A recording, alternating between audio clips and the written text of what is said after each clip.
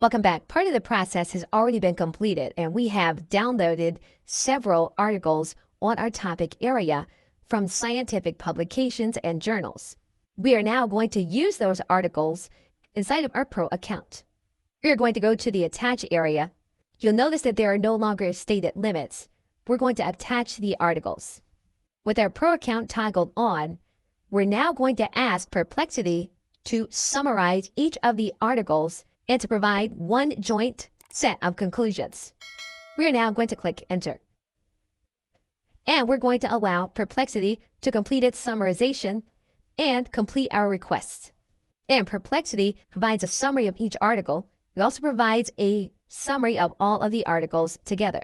We can include other elements such as videos and images if that is what we want to do, but we're going to leave this search for now as is.